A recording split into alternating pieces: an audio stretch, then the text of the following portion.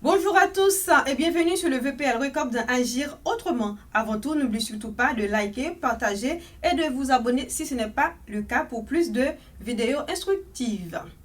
Ensemble, nous allons voir 10 moyens de se faire respecter par les autres.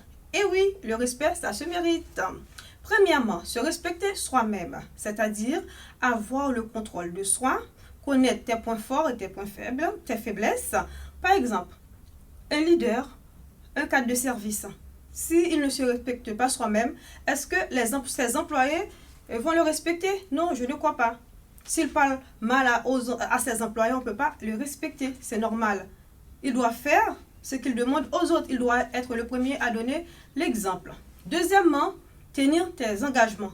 Quand tu dis oui, c'est oui. Quand tu dis non, c'est non. Tu dois être ferme. Troisièmement, il faut savoir t'excuser ou reconnaître tes fautes. T'excuser lorsque c'est nécessaire, reconnaître tes fautes quand c'est le cas. Ce n'est pas une faiblesse. Quatrièmement, éviter de raconter ta vie privée à n'importe qui.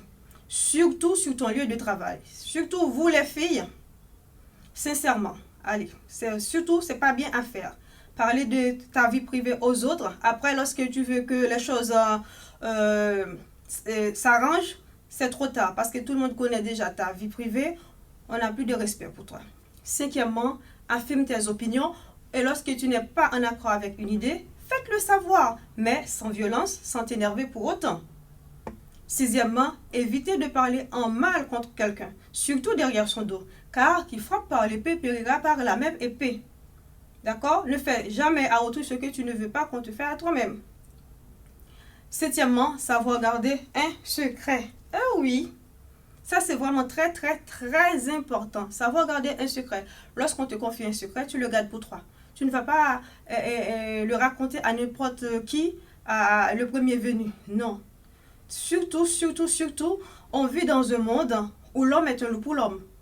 Donc, tu ne peux pas savoir si quelqu'un t'aime vraiment ou pas. Donc, il y a certaines choses, tu dois avoir une certaine réserve. Huitièmement, tu dois arrêter de jouer à la victime dès que l'occasion se présente. Il faut être forte. Hein. Il faut arrêter de te plaindre. Arrêter de jouer la victime. Pourquoi? Parce que quand tu joues la victime, on ne va pas te respecter. Pour quelqu'un qui joue la victime, on a la pitié, mais pas le respect. Et je vais te dire une chose. Lorsque tu es une personne respectée, on te conserve le beau morceau. Le plus gros, le beau morceau, on te conserve. Mais lorsque c'est de la pitié, lorsqu'on a de la pitié envers toi, on te réserve les miettes. On te garde les miettes. Parce que c'est pas par envie, c'est juste comme toi, tu te plains toujours et tout bon. Ce qui reste, on te le donne. Neuvièmement, ne cherche pas la pitié de personne. D'accord? On doit te respecter pour ce que tu es.